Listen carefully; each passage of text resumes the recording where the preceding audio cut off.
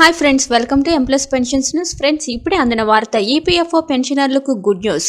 ఆర్థిక మంత్రి నిర్మలా సీతారామన్ కీలక ప్రకటన. వివరాలైతే వీడియోలో తెలుసుకుందాం. వీడియోని ఎక్కడ స్కిప్ చేయకుండా కంప్లీట్గా చూడండి. వీడియో కనుక మీకు నచ్చినట్లయితే మన ఛానల్ని సబ్స్క్రైబ్ చేసుకోండి. సబ్స్క్రైబ్ చేసుకోవడం వల్ల లేటెస్ట్ పెన్షన్స్ న్యూస్ అన్ని ఎప్పటికప్పుడు మన ఛానల్ ద్వారా మీకు తెలియజేయడం జరుగుతుంది. అదేవిధంగా లైక్ చేసినట్లయితే మరింత మందికి సమాచారం చేరుకుంటుంది. ఇంకా వివరాల్లోకి అయితే వెళ్ళిపోదాం. ప్రధాని మోదీ ప్రకటన చేసిన నాటి నుంచి లక్షల మంది కేంద్ర ప్రభుత్వ ఉద్యోగులు, పెన్షనర్లు ఆసక్తిగా 8వ వేతన సంఘానికి సంబంధించిన వార్తల కోసం ఆసక్తిగా ఎదురుచూస్తున్నారు. దీనికి సంబంధించిన వివిధ వార్తలను ఎప్పటికప్పుడు తెలుసుకునే ప్రయత్నం చేస్తున్నారు. దీంతో తమకు వేతనాలు, పెన్షనర్ల విషయంలో ఎంత మేరకు ప్రయోజనాలు కలుగుతాయనే విషయాలను గమనిస్తున్నారు.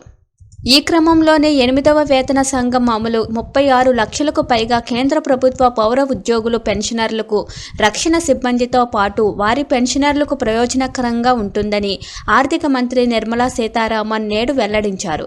ఈ క్రమంలోనే కేంద్ర ప్రభుత్వ పౌర ఉద్యోగులు, పెన్షనర్ల సంఖ్య మార్చి 1, 2025 నాటికి 36.57 లక్షలుగా ఉందని వెల్లడించారు.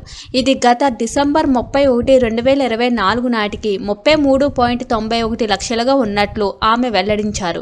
ఈ క్రమంలోనే కేంద్ర ఆర్థిక మంత్రి, రక్షణ మంత్రిత్వ శాఖ, హోం వ్యవహారాల మంత్రిత్వ శాఖ, సిబ్బంది మరియు శిక్షణ శాఖ, రాష్ట్ర ప్రభుత్వాలు వంటి వాటాదారులు ఇచ్చిన సూచనలను కూడా ప్రభుత్వం పరిగణలోకి తీసుకుందని ఆమె వెల్లడించారు.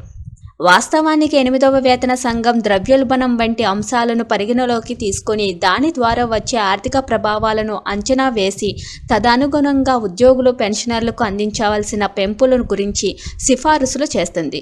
ప్రతి 10 ఏళ్లకు ఒకసారి వేతన కమిషన్ ఏర్పాటు చేయడం సహజంగా జరిగే పనేనని ఉద్యోగులకు తెలిసిన విషయమే. కేంద్ర ప్రభుత్వం దీనికి సంబంధించిన నివేదికను నిర్ణీత సమయంలో నిర్ణయించబడుతుందని నిర్మలా సీతారామన్ పేర్కొన్నారు.